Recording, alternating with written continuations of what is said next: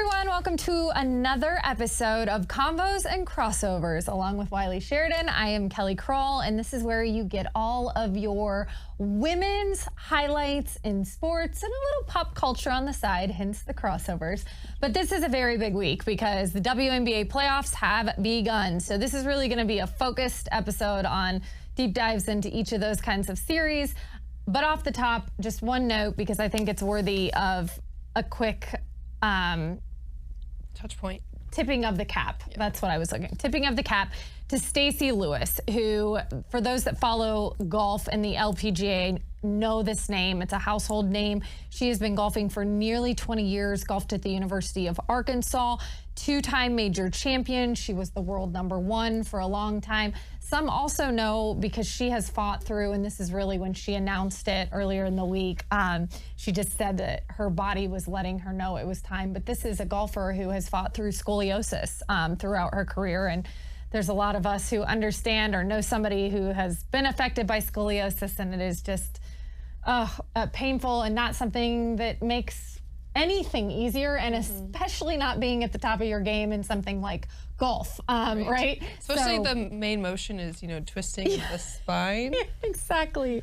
Might be a little painful there. She has, she's been tremendous. Just to read off a few, she joined the LPGA in 2009, so like I said, almost 20 years, and went on to win 13 times at the University of Arkansas. I'm reading some of these, including a title in 2011, championship 2013 Women's British Open, both majors, and I'm looking at a couple of more than 14 million earned in 374 events played. But long story short, just tip of the cap to Stacey Lewis, an incredible career. We've enjoyed watching you golf at the top of your game, and now that she's, married and all the rest of it, she can turn that page and start the next chapter. But the good thing about golf, though, is it's a lifelong sport. Right? So now she doesn't have to play professionally. She could just play for fun and take, people's money on the course. It's a great call, right? She can be the ringer for all of the weekend tournaments and stuff. All right, let's dive into WNBA. Last year, 4 first-round series ended in sweeps. This year, just one so far. As we are taping this on a Thursday, there are some very big games coming tonight. So if you are listening to this outside of Thursday, some of these series will have, well, most of them, been determined at that point. But the one that was the sweep, it was top-seeded Minnesota, right? The Lynx had to come back from 17 points down to beat Golden State, the Valkyries, and that happened just Wednesday night. And that was an unbelievable, I caught the very tip end of that before I got to, sleep for my 6 a.m. show this morning. So, but that was an unbelievable finish by the Lynx. It's cool because not only did, the reigning champs, be able to continue on, but they were playing against the Golden State Valkyries. This was their inaugural season, and it's sad to see, they couldn't go farther. But what a push that they had. This is their very first season, the very first time head coach. Like the team of all, 6-man players. They had a lot of different, cuts and new people coming in this season. And just to see how far they got with this being their first season is incredible. And then Nafisa Collier, come on. Who's going to stop her? MVP chats everywhere. I don't want them to win, but I love the Minnesota Lynx because of the different women that are on the team, like Nafisa Collier, Dejanay Carrington, the stud buds. I love the women, but go Aces. So it's Aces. Here I thought, given that we're taping this in Atlanta, you were going to talk about the Dream and the push that they've made. But they're playing the Indiana Fever, who honestly I was a bit surprised the Fever were able to pull out Game 2, only because they're down so many players, but this should be an interesting Game 3.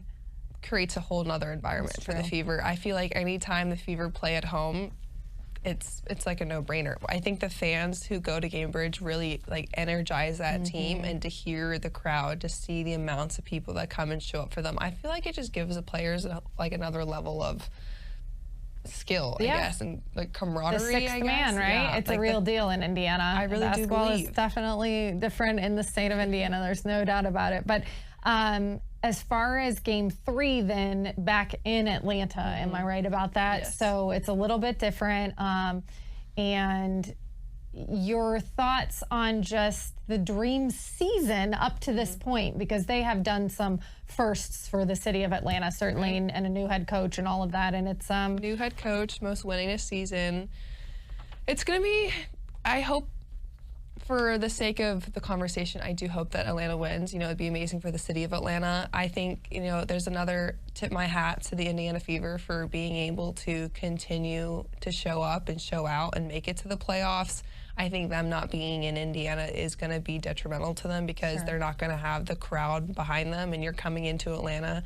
You know, we show up big too, and women's basketball's on the rise. You know, Gateway Center, it doesn't carry as many seats for fans, but I still feel like we can pack out the arena. And it's just amazing to see, you know, Carl, how he's come in, brought these women together, created this sense of we can do this, we got this, and look, here they are now in the playoffs trying to close out the first round. Who will they lean on the most? I think Alicia Gray and that's what Ryan Howard. For sure. It's been really, really good. So in one of the other series, the reigning WNBA champion New York Liberty are now a loss away from playoff elimination. And Breanna Stewart called it embarrassing, I think it was, the loss to the Phoenix Mercury on Wednesday. It was the worst home playoff defeat in Liberty history and ranked second largest playoff loss in the semifinals. I turned the game on last night and I was like, wait, they're playing at Liberty and this is the score? What's going on? Yes. So, and it said, so in the final minutes, she sprained her MCL in the final minutes of that game one. So, in game one. So in game two, it sounds like she was able to make a difference, but maybe not completely we think of when we think of her. She got the MCL checked out, and they said that nothing structurally was wrong. And so everyone was saying, are you going to play or are you not going to play? She's like, well, nothing's structurally wrong. I'm going to play. I'm not going to sit out. I tip my hat to her. We keep saying tip your hat. That's stuck in my head now. That's Thursday's tip of the cap. I've been playing on my knee in knee pain, and it hurts, especially if you're banged up from like 2 nights before. That's a lot to get through. But I understand, you know, you're in the playoffs, you want to help your team, and she is a difference maker. So not having her in the game at her best, clearly it shows to us and to the viewers that, you know, the Liberty need her back out there. I hope that, you know, within the next couple of days, it can heal up a little bit better so she's not in much pain, because she is a phenomenal player. Back in college, she won all 4 years. You know, she is a phenomenal player. She knows how to win a basketball game. She knows how to put a team on her back. So I just hope that, you know, she heals up and we can continue to see a great series. Okay, so those will wrap up basically Thursday night, and then next week when we come back, we'll be talking about basically, we'll be really in it.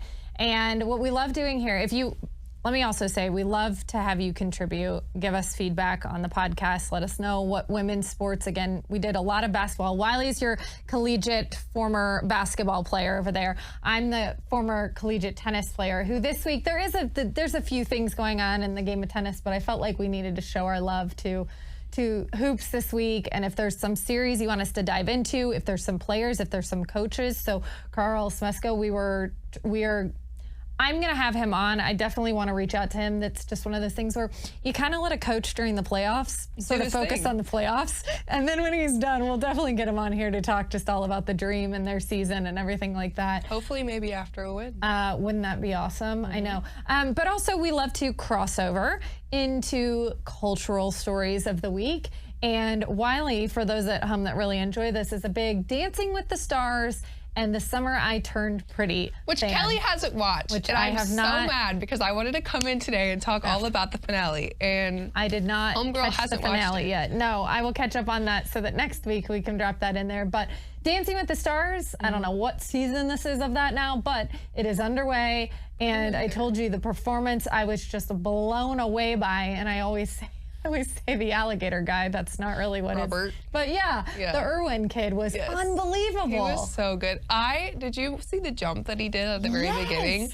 I was like, you have a dancer. You are a dancer. I had no idea. It was so acrobatic. And you just learn some of these things about whether it's former athletes or television stars that you had no idea when you see them try to put on a routine like this with professionals in front of a crowd on a television show.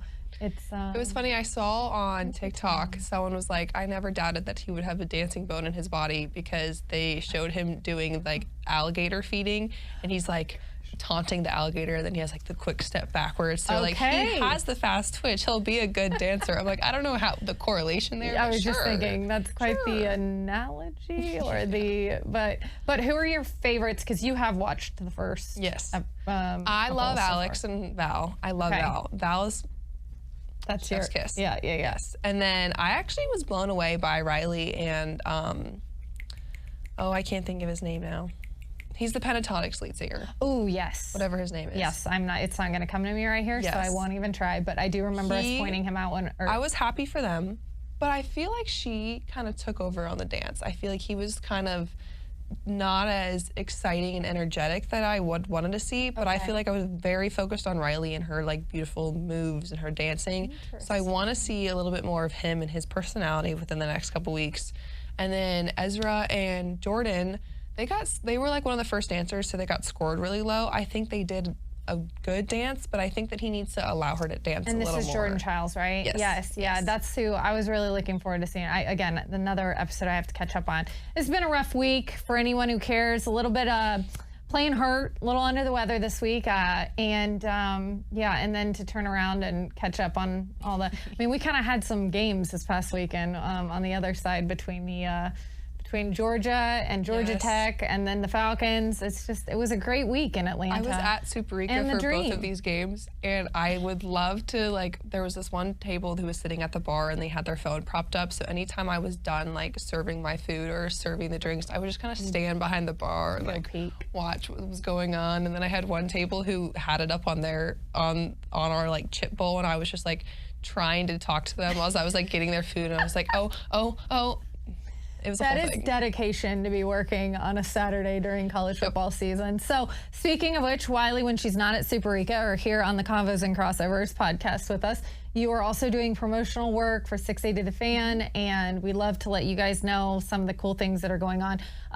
Georgia off this weekend, so it'll be next weekend. The tailgate's up in Athens, but as far as this weekend goes... The Georgia Tech Hell of a Block Party will be on Saturday. Last week they had Florida. I don't know who the musical guest is this week, but you guys got to show up. This free concerts. Who doesn't want a free concert on the Blitz? Free food, free drinks. Not free food and free drinks for Georgia Tech.